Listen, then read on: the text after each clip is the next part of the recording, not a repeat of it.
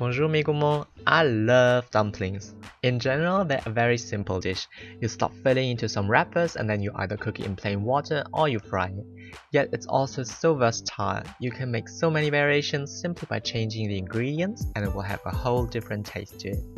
Today I'm showing you dumplings with the most basic ingredients and in two styles. 水饺, which are boiled in water, and 锅贴, fragrant pan-fried pot stickers. Now it does take a little bit of time to make them if you're making them only by yourself, but please believe me when I say it's well worth the effort. So let's see how they're done.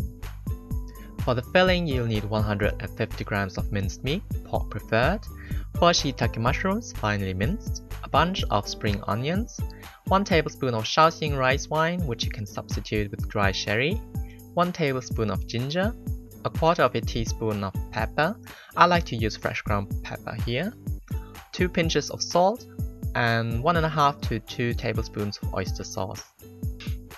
If you're not buying the dumpling wrappers, which are also called Jiaozi at your local Asian supermarket, you'll also need 200 grams and 4 tablespoons of plain all-purpose flour, as well as 150 milliliters of plain tap water. Before you start cooking, make sure you soak the shiitake mushrooms in boiled water for at least 15 minutes. Start off by washing and cutting the spring onions into fine rings. Then simply peel and mince the ginger.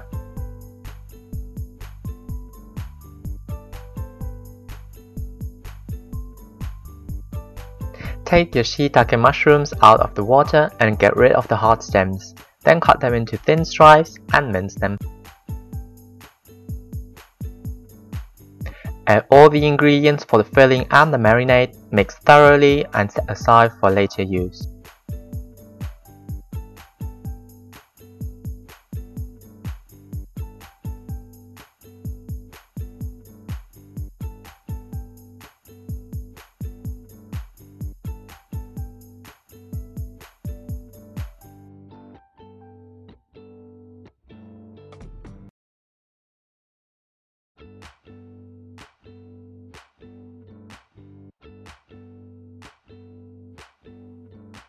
Now we're going to prepare the dough.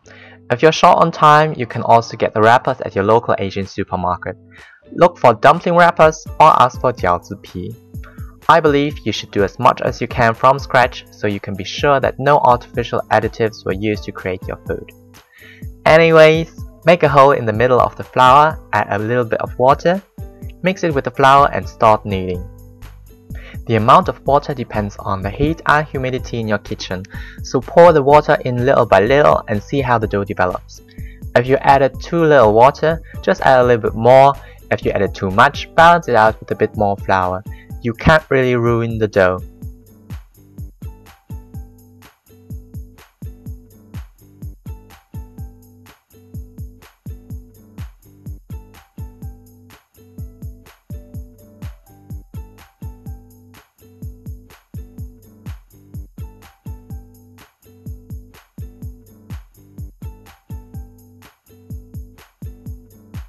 Fold the sides into the middle of the dough and use the palm of your hand to apply pressure and knead the dough.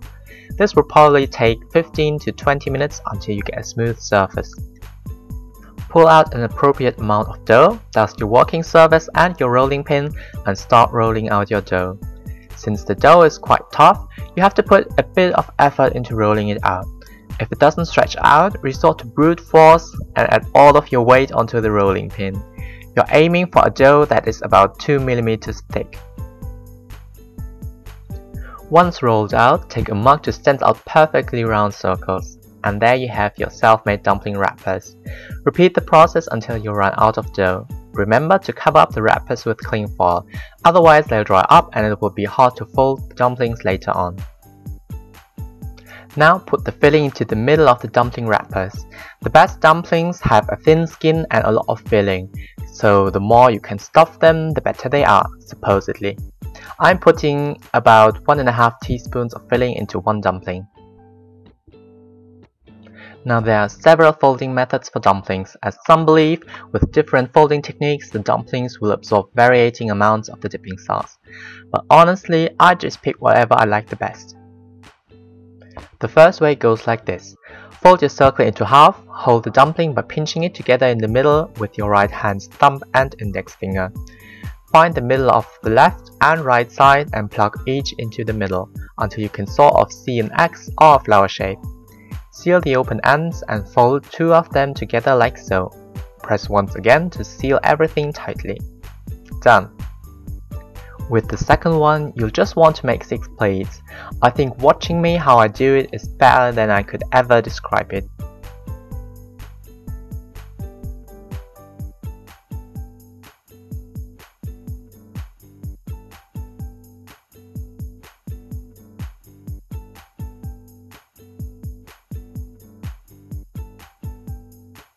For 水饺, you want to boil them in hot water over high heat. Just add the dumplings to the water once it's simmering and cook for about 5 minutes or until the meat is done. Then take them out and serve them. To make pot stickers, you want to first fry the bottoms of your freshly made dumplings with about 2 to 3 tablespoons of flavorless oil, for instance groundnut oil or sunflower oil, until they're halfway golden brown. Add a bit of water to help them cook, but don't add too much. Beware of the spritzing oil. About 1/3 of their height should be enough, but that also depends on the size of your skillet. Cover the skillet to retain the high heat and move the pot stickers occasionally to prevent them from sticking to the pan. Once the water has evaporated, continue to fry them until they are golden brown. Then serve them upside down to show off their beautiful color and crispiness. Some like the dumplings and pot stickers with soy sauce. Some prefer pure vinegar, and I love mine with a bit of soy sauce, a hint of vinegar, and a bit of chili oil. While 水饺 always make a great meal and are especially popular in Chinese New Year, pot stickers are my preferred alternative. They make great finger food at parties, even though they're not as healthy. We love making Jiaozi in larger groups, so everyone can help to finish them faster. When I'm making them for myself, I still make a larger batch, put every 5 of them into the freezer bag, and freeze them. Reheating is easy, just pop them into the microwave or steam them in the skillet with some water. Then fry it with a teeny tiny bit of oil so you get the crispy bottom again. I do hope you will enjoy this dish. Definitely take a picture of it and show it to me via Instagram or Twitter once you've made it. Thank you so much for watching. I hope to see you next Friday again on my new video. Bye!